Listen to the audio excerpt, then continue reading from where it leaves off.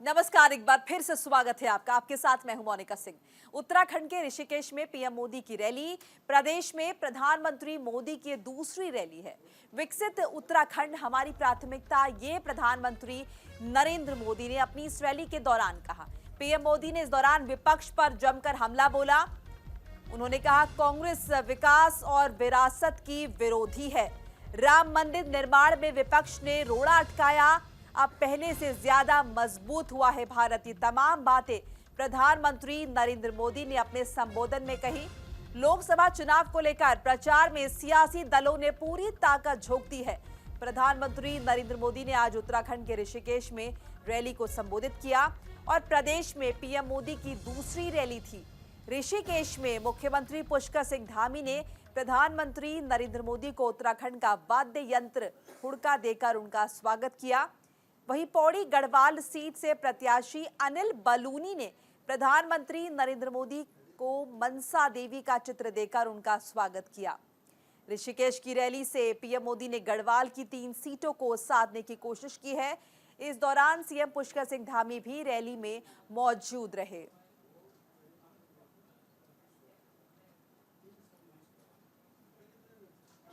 छोर पर सागर तट पर बसे तमिलनाडु में था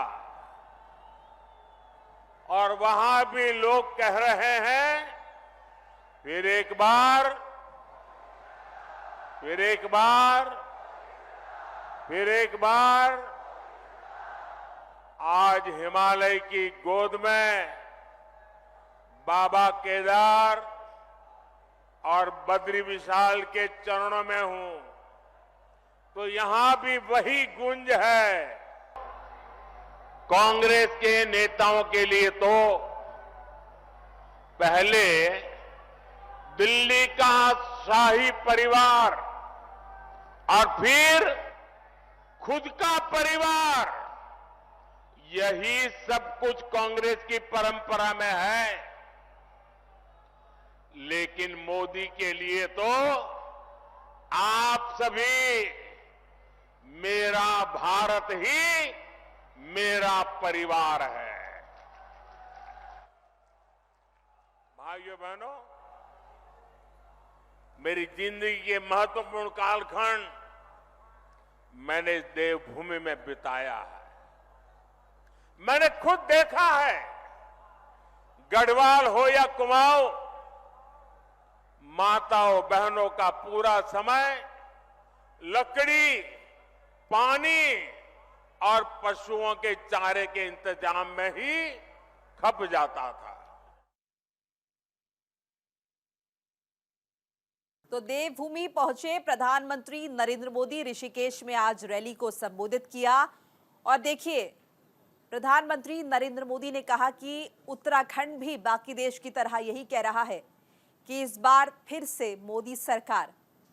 और टीवी स्क्रीन पर हम आपको नतीजे भी दिखा रहे हैं। उत्तराखंड के 5 लोकसभा सीटें हैं यहां पर, और 2014 में और 2019 में जो आंकड़े रहे वो आप टीवी स्क्रीन पर देख सकते हैं। और एक बार फिर से यही जीत दोहराने की कोशिश में प्रधानमंत्री नरेंद्र मोदी लगातार प्रयास कर रहे हैं, रैलियां कर रहे हैं, और ये दूसरा दौरा उनका आज उत्तराखंड का रहा।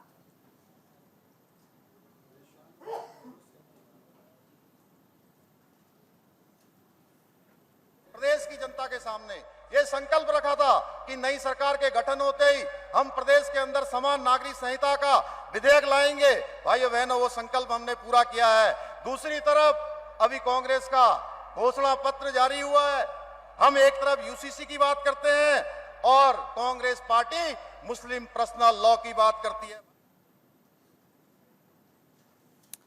तो देखिए, यूसीसी लाने वाला पहला राज्य उत्तराखंड है और इस बात को बखूबी भुनाया भी जा रहा है। चूंकि लोकसभा चुनाव नजदीक है। देखिए, इससे पहले जब विधानसभा चुनावों का भी दौर था, तब पुष्कर सिंह धामी ने कहा था कि अगर सत्ता में आएंगे तो यूसीसी लागू कर देंगे।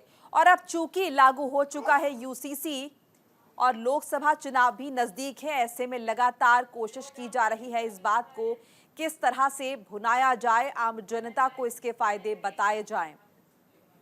तो देवभूमि में प्रधानमंत्री नरेंद्र मोदी पहुंचे और देखिए उत्तराखंड में फिर एक बार मोदी सरकार की गूंज सुनाई दे रही है। और ये भी कहा प्रधानमंत्री नरेंद्र मोदी ने कि पहले से कई गुना ज्यादा मजबूत हुआ है भारत। देश में आज बीजेपी की सरकार है, जनता ने स्थिर सरकार का काम देखा है। और ये भी कहा कि हमारी सरकार ने JNK से अनुच्छेद 370 खत्म करने का काम किया है। वन रैंक वन पेंशन से सैनिकों को लाभ मिला है, पूर्व सैनिकों को लाभ मिला है। और अब आतंकवादियों को घर में घुसकर मारा जाता है। ये तमाम बातें जो है प्रधानमंत्री मोदी ने कही है। बीजेपी की सरकार ने महिलाओं को आरक्षण दिया है। अब युद्ध क्षेत्र में भी तिरंगा रक्षा की गारंटी। दक्षिण में बीजेपी के प्रचंड लहर है, इस बात का भी देखिए हवाला दिया गया कि सिर्फ उत्तर में नहीं बल्कि दक्षिण में भी अब प्रधानमंत्री नरेंद्र मोदी की बात को सुना जाता है। और एक बार फिर से जनता चाहती है कि मोदी सरकार ही सत्ता में आए।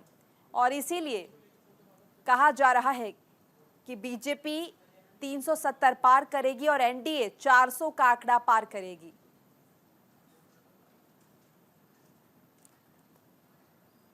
और इसी खबर पर आनंद हमारे सहयोगी और अनुज अवस्थी भी हमारे साथ जुड़ गए हैं, दोनों से बात करेंगे। आनंद का पहले मैं रुख करना चाहूंगी।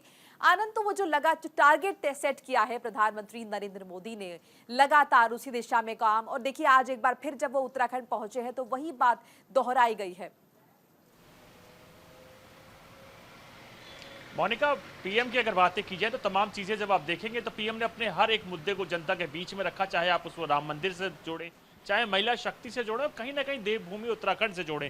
क्योंकि प्रधानमंत्री जब पहले शुरुआती दौर में जब 2014 के चुनाव में यहाँ आते थे तो वो एक चीज कहते थे कि यहाँ का पानी और जवानी उत्तराखंड के काम नहीं आती। लेकिन अब जब आप तमाम संबोधन सुनेंगे जनसभा में, पीएम कहते हैं कि ये वाला दशक खुद उत्तराखंड का है। तो इसका मतलब ये है कि दोनों की डबल इंजन सरकार 2014 के बाद से यहाँ पे आप देखिए लगातार क्लीन स्वीप करती हुई बीजेपी आ रही, चाहे 2014 की बात की चाहे 2019 की बात की जाए। उसी तर्ज पर पीएम कोशिश कर रहे हैं कि 2024 में भी बीजेपी क्लीन स्वीप करे। अपनी उत्तराखंड की अगर बात कीजिए तो 5 लोकसभा सीट आती है, ज्यादा संख्या नहीं देखी जाती, लेकिन जो मैसेज जाता है उत्तराखंड देवभूमि है, कहीं ना कहीं सनातन का वो मुद्दा है जो उत्तराखंड से जुड़ता है और वो कहीं ना कहीं पूरे देश को जोड़ता है। यही कारण है कि आज प्रधानमंत्री खुद ऋषिकेश आए, जहां कहा जाता है कि गंगा समतल पे पहाड़ों से उतरने के बाद समतल पे आती है और उसके बाद आगे अपना सफर तय करती है।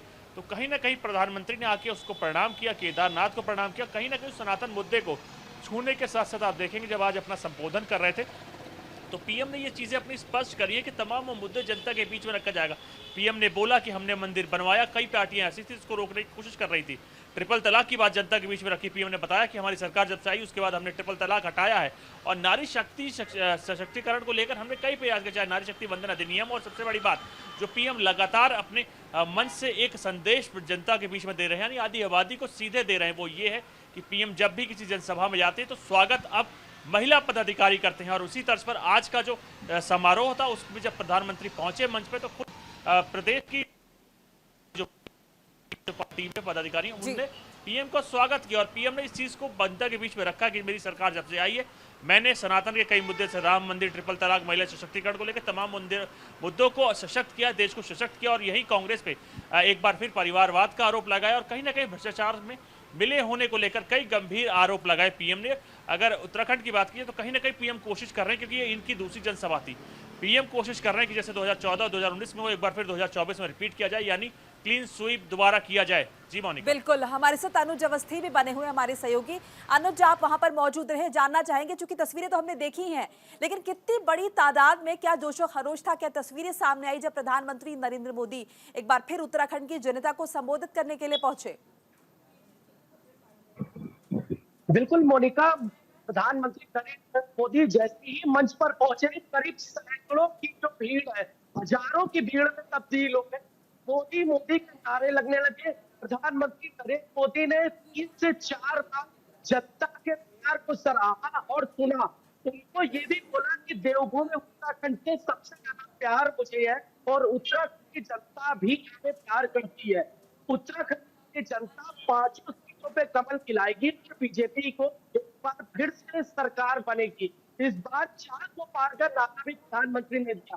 प्रधानमंत्री ने कई ऐसे पहलू चुने जिसमें चारधाम यात्रा हो, वन रैंक वन पेंशन हो, सेना को लेकर सोची कि गढ़वाल रेजिमेंट यहीं से जाती है और गढ़वाल की सबसे बड़ी रेजिमेंट ऋषिकेश में, तो ऋषिकेश से इसी वजह से आरडीपीएल ग्राउंड को चुना। आरडीपीएल ग्राउंड से अगर ये बात करें, वहां से 3 लोकसभा सीटें जुड़ती है, पौड़ी, टिहरी और हरिद्वार। हरिद्वार से त्रिवेंद्र सिंह रावत, पौड़ी अनिल बबूनी और टिहरी से बालाराम पिशा, तीनों लोग वहां पे मौजूद थे और तीनों के पक्ष में उन्होंने जनता से समर्थन की अपील भी करी। उन्होंने साफ तौर पे बोला कि कांग्रेस ने सनातन का विश्वास तोड़ा है, राम मंदिर निर्माण में कांग्रेस ने विरोध किया था, न राम मंदिर पे दर्शन करने गए, ऐसी कांग्रेस की मंशा है। चार धाम यात्रा को लेकर के उन्होंने एक जिज्ञासा की बोली कि जब 2013 में आपदा आई थी, उसके बाद आदमी दर्शक यहाँ पे नहीं आता था, केदारनाथ या बद्रीनाथ हो, लेकिन उसके बाद धीमे धीमे हमने उसको पुनर्निर्माण कराए। 2027 में पिछले बार की अगर बात करें तो करीब 5 लाख से अधिक श्रद्धालु वहां पे पहुंचे हुए थे और इस बार वो रिकॉर्ड और टूटेगा। तो चार धाम यात्रा के पहलू को भी चुना उन्होंने, साथ साथ कुमाऊं के ओम पर्वत मानस खंड परियोजना, भारत माला परियोजना में भी उन्होंने बोला कि रोपवे बन रहा है। उन्होंने चार धाम यात्रा के साथ हेमकुंड साहिब को भी किया कि वहां पर भी जो है रोपवे बन गया है। बिल्कुल अनुज। आनंद, यूसीसी का मुद्दा भी प्रधानमंत्री नरेंद्र मोदी ने उठाया। देखिए, यूसीसी लागू करने वाला पहला राज्य है उत्तराखंड, और ऐसे में इस मुद्दे को किस तरह से भुनाना है, इस जनता के सामने कैसे पेश करना है, ये प्रधानमंत्री नरेंद्र मोदी बखूबी जानते हैं। तो जैसा कि आपने जिक्र पहले राम मंदिर का किया है कि ये हर जगह ये मुद्दा उठता ही है, और हमेशा से, बल्कि अब की क्यों बात करें, हमेशा जब पहले भारतीय जनता पार्टी जब भी कभी सत्ता में आई है, वो पहले दावे करती रही, तो राम मंदिर हमेशा उनके मैनिफेस्टो का हिस्सा रहा। और इस बार जब 2024 में भुनाने की बात की जा रही, तो राम मंदिर के साथ साथ एक नई चीज जो है वो जुड़ गई है, यूसीसी, चूंकि अब लागू भी हो चुका है उत्तराखंड में।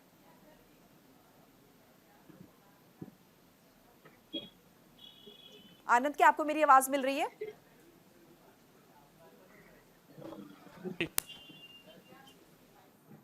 इसको लेकर, और जैसे ही मैनिफेस्टो जब बनाया गया था उसके बाद से ही ये तमाम मुद्दे, जैसे राम मंदिर और उसके साथ साथ यूसीसी और कई ऐसे मुद्दे थे जो उनके मैनिफेस्टो में रहते थे। लेकिन कई बार आप देखिए, अटल की सरकार थी, जब अटल बिहारी वाजपेयी, तो पूर्ण बहुमत ना होने के चलते कहीं ना कहीं गठबंधन की मजबूरियां रही कि तमाम मुद्दे, जिसके बाद ही मैनिफेस्टो में बारिश जारी रहे।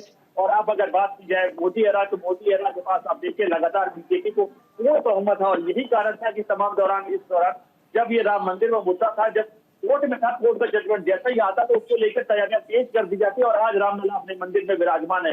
यूसीसी वो मुद्दा है जो कहीं ना कहीं बीजेपी के मैनिफेस्टो में रहता था, और हर बार बीजेपी कहती थी कि जैसे हम सरकार बनेंगे यूसीसी लेकर आएंगे। अगर इस वक्त की बात की जाए तो उत्तराखंड वो राज्य में जहाँ हाल ही में यूसीसी लेकर आए हैं, और आगे अब सीए की तरफ चल रहा है। दरअसल अगर सीए की बात की जाए तो एमएचए यानी मिनिस्ट्री ऑफ होम अफेयर्स, जिसको हिंदी में गृह मंत्रालय कहते हैं, उन्होंने अपनी नोटिफिकेशन जारी कर दिया, और कहीं ना कहीं राज्य आगे सीए की तरफ बढ़ रहा है। लेकिन आप देखिए, कांग्रेस के मैनिफेस्टो में इसको लेकर मुस्लिम पर्सनल लॉ की तरफ चीजें गई है। कहीं ना कहीं आज पीएम मोदी ने और प्रदेश के मुख्यमंत्री पुष्कर सिंह धामी ने इसको लेकर कांग्रेस पर निशाना साधा, और उन्होंने साफ कहा कि कहीं ना कहीं हम कोशिश कर रहे हैं कि देश के हर व्यक्ति को समान नागरिक, समान लॉ का सामना करना पड़े। लेकिन उसके बाद भी जब कांग्रेस है पर्सनल लॉ यानी मुस्लिम पर्सनल लॉ की तरफ आगे बढ़ रही, तो कहीं ना कहीं उस कानून को खत्म करने को लेकर आगे बढ़ रही। तो ये लॉ ऐसा है, अगर उत्तराखंड की बात करें तो मेनली यहाँ से 5 लोकसभा सीटें आती हैं, लेकिन इसका जो मैसेज जाता है, देशभूमि है, यूसीसी लागू जो मैसेज जाता है वो पूरे देश में जाता है, और यही कारण था कि यूसीसी यहाँ लाया गया। उसके बाद अब सीए की तरफ पे आगे बढ़ रहे हैं। और इसके साथ साथ अगर बात की जाए उत्तराखंड की, तो उत्तराखंड से ये मैसेज जैसे यूसीसी लागू हुआ देश भर में गया, और कहीं ना कहीं तमाम सरकारें जहाँ बीजेपी शासित है वो एक बार को यूसीसी को लेकर आगे बढ़ चुका रही खत्म। लेकिन अब की अगर बात की तो यूसीसी के साथ साथ आगे अब तमाम चीजें नोटिफिकेशन खुद सीए को लेकर जब एमएचए से आ चुका है, तो आगे कहीं ना कहीं बीजेपी अपने तमाम वो वादे जो उसने मैनिफेस्टो में किए थे, चाहे राम मंदिर की बात की जाए, चाहे उसके साथ साथ यूसीसी की बात की जाए, और तमाम वो नारी सशक्तिकरण को लेकर, ट्रिपल तलाक को लेकर तमाम वो मुद्दे पूरे होने के बाद अब बीजेपी कहीं ना कहीं इस कदर आगे बढ़ रही थी जो तमाम देश के नागरिक और उनको समान कानून मिले, समान संहिता मिले, और तमाम चीजें एक साथ ही करके कहीं ना कहीं आगे बढ़ाए। तो उत्तराखंड को लेकर पीएम ने एक बार फिर इस मुद्दे को जनता के बीच में रखा और बताया कहीं ना कहीं कांग्रेस पर इसको लेकर निशाना भी साधा। जी, बिल्कुल मोनिका।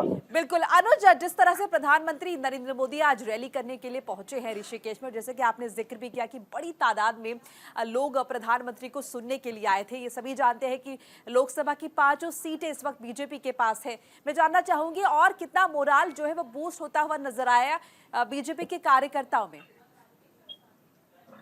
बिल्कुल प्रधानमंत्री नरेंद्र मोदी के वहां पे पहुंचे तो बीजेपी के त्रिवेंद्र सिंह रावत हरिद्वार से बात करके खीरी से माला जगदीप शाह और साथ के अनिल बलूनी, ये तीनों लोग वहां पे मंच में मौजूद थे। साथ ही साथ मुख्यमंत्री पुष्कर सिंह धामी मौजूद थे। कार्यकर्ताओं का हुजूम इतना था कि सबने अपील करी है, प्रधानमंत्री ने साफ तौर पे अपील करी कि उत्तराखंड में सबसे ज्यादा मान्यता होती है देव देवता की, और उन्होंने अपने काम को बोला कि मेरा पर्सनल काम है और सभी उत्तराखंड के जो जनता है, जो हमारे परिवार के लोग हैं, वो अपने अपने देव देवता के साथ है, वहां पे हमारा प्रणाम करें, वहां पे नतमस्तक और 5 सीटों पे कमल खिलाए। इस बात की अपील प्रधानमंत्री ने की। साथ ही साथ प्रधानमंत्री ने कई ऐसे जो पहलू है वे उत्तराखंड के बिल्कुल नाजुक पहलू थे वो भी छुए, क्योंकि चाहे वो अधिकारी को लेकर के हो, चाहे वो सेना को लेकर के, चाहे वो 4 धाम यात्रा को लेकर के हो, मतलब तमाम बातें प्रधानमंत्री ने अपने संबोधन में कही। इसके अलावा मुख्यमंत्री पुष्कर सिंह धामी ने भी यूपीपी के जो मुद्दे हैं उसको भी सराहा। एक वीडियो में साफ तौर पे दिख रहा है, तमाम वो जो मुद्दे थे उन्हें एक बार फिर से भुनाया गया तपोभूमि से। शुक्रिया आनंद और अनुज आपका तमाम जानकारी और बातचीत के लिए। तो ये तो बात थी बीजेपी की। देखिए, कांग्रेस की स्टार प्रचारक और पार्टी राष्ट्रीय महासचिव वाड्रा की 13 अप्रैल को गढ़वाल संसदीय सीट क्षेत्र के रामनगर और हरिद्वार सीट के रुड़की में चुनावी रैली होगी। प्रदेश कांग्रेस कमेटी ने रैली की तैयारियां शुरू कर दी हैं। चुनावी घोषणा के बाद कांग्रेस की पहली चुनावी रैली यहां पर होगी। प्रदेश कांग्रेस उपाध्यक्ष मथुरा दत्त जोशी ने बताया कि 13 अप्रैल को राष्ट्रीय महासचिव प्रियंका गांधी वाड्रा की चुनावी जनसभा का कार्यक्रम तय हो चुका है। गढ़वाल सीट के रामनगर में पार्टी प्रत्याशी गणेश गोदियाल के लिए वोट की अपील की जाएगी। इसी दिन हरिद्वार सीट के रुड़की में चुनावी जनसभा में पार्टी प्रत्याशी वीरेंद्र सिंह के लिए चुनाव प्रचार करेंगी। इन चुनावी जनसभाओं में दोनों लोकसभा क्षेत्रों के कार्यकर्ता शामिल होंगे। अखिल भारतीय कांग्रेस कमेटी की महामंत्री श्रीमती प्रियंका गांधी जी पौड़ी संसदीय क्षेत्र के रामनगर विधानसभा में विशाल जनसभा को संबोधित करेंगी और शाम को 3 बजे रुड़की में, हरिद्वार संसदीय क्षेत्र में रुड़की में विशाल जनसभा को संबोधित करेंगी। 2 जनसभाएं उत्तराखंड में प्रियंका गांधी जी की हैं। पहली पौड़ी संसदीय क्षेत्र के रामनगर में, दूसरी हरिद्वार संसदीय क्षेत्र के रुड़की में। और प्रियंका जी के साथ हमारे प्रदेश के वरिष्ठतम नेतागण हरीश रावत जी, यशपाल आर्य जी, करण मेहरा जी, प्रीतम सिंह जी, गणेश गोदियाल जी और अन्य वरिष्ठ नेतागण इन बैठकों में सम्मिलित रहेंगे। लोकसभा चुनाव को लेकर सभी राजनीतिक पार्टियां जनता को साधने की कोशिश कर रही हैं ताकि चुनाव में वो जीत का परचम लहरा सके। इसी क्रम में सहिया मंडी मैदान में कांग्रेस प्रत्याशी ज्योत सिंह गुनसोला की चुनावी जनसभा हुई। जनसभा में कांग्रेस के चुनाव प्रचार समिति के अध्यक्ष और चक्राता विधायक प्रीतम सिंह समेत सैकड़ों कार्यकर्ता मौजूद रहे। अध्यक्ष प्रीतम सिंह ने जनता से टिहरी लोकसभा सीट से प्रत्याशी ज्योत सिंह गुनसोला के पक्ष में वोट देने की अपील की। वहीं केंद्र सरकार और बीजेपी प्रत्याशी माला राज्य लक्ष्मी शाह पर तंज कसा। जनसभा को संबोधित करते हुए चक्राता विधायक प्रीतम सिंह और टिहरी लोकसभा सीट से कांग्रेस प्रत्याशी ज्योत सिंह गुनसोला ने लोगों से केंद्र सरकार की कथनी और करनी में अंतर बताया। साथ ही इलेक्टोरल बॉन्ड को देश का सबसे बड़ा घोटाला भी बताया। का प्रश्न है दोस्त उनका, वो 400 नहीं 500 पार भी बोल सकते थे। और 400 पार की हालत ये है, पेट्रोल 400 पार होगा अगर दोबारा नौबत आ गई, डीजल 400 पार होगा, महंगाई का 400 गुना पार होगा, तेल पार होगा, सब चीजें। अब भूल जाओ, देश का आम जन जो है ये मान चुका है कि परिवर्तन की लहर होगी और वो परिवर्तन की लहर भी इस पहले 1 नंबर टिहरी संसदीय क्षेत्र से होगी। पहले यहाँ परिवर्तन होगा, फिर पूरे देश में परिवर्तन होगा। जब चुनाव चलता है तो चुनाव चलते हुए बहुत सारी समितियों का गठन किया जाता है। तो इसी कड़ी में जो है चुनाव संचालन समिति भी बनाई गई है और चुनाव संचालन समिति जो दिन हमारे पास बचे हुए हैं, इन दिनों में किस तरीके से कांग्रेस को और मजबूती के साथ चुनाव अभियान जारी करना है, उस परिप्रेक्ष्य में सभी साथियों से संवाद स्थापित करके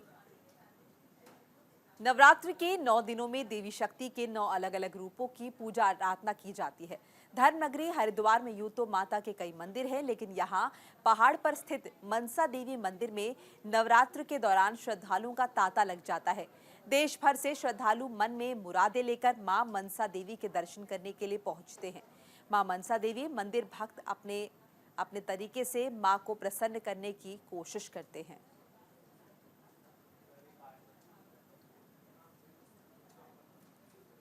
और देश भर के साथ ही लक्सर क्षेत्र में ईद का त्योहार धूमधाम से मनाया गया।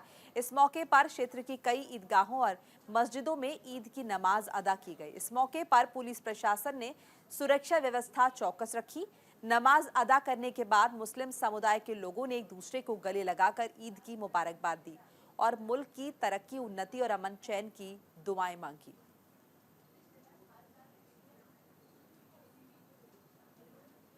देहरादून स्थित लाडपुर जंगल में देर रात भीषण आग लग गई और देखते ही देखते चारों तरफ आग की लपटें फैल गई। आनन फानन में फायर ब्रिगेड को सूचना दी गई। सूचना मिलते ही फायर सर्विस यूनिट मौके पर पहुंची और कड़ी मशक्कत के बाद आग पर काबू पाया गया। भीमताल हल्द्वानी मार्ग पर भीमताल नगरपालिका के कूड़े के ट्रक में आग लग गई, जिससे ट्रक बीच रोड में जलकर खाक हो गया। सूचना के बाद मौके पर पहुंची दमकल विभाग की गाड़ी ने आग पर काबू पाया। बताया जा रहा है कि घटना में चालक झुलस गया है, जिसे अस्पताल में भर्ती करवाया गया है। बताया यह भी जा रहा है कि ट्रक हल्द्वानी के गोलापार स्थित ग्राउंड में कूड़ा फेंक कर लौट रहा था। माना जा रहा है कि ट्रक के फ्यूल टैंक में आग लग गई और धीरे धीरे ये आग चारों तरफ फैल गई। और इसी के साथ ही इस बुलेटिन में फिलहाल इतना ही। लगातार खबरों के लिए आप देखते रहिए न्यूज़ इंडिया। नमस्कार।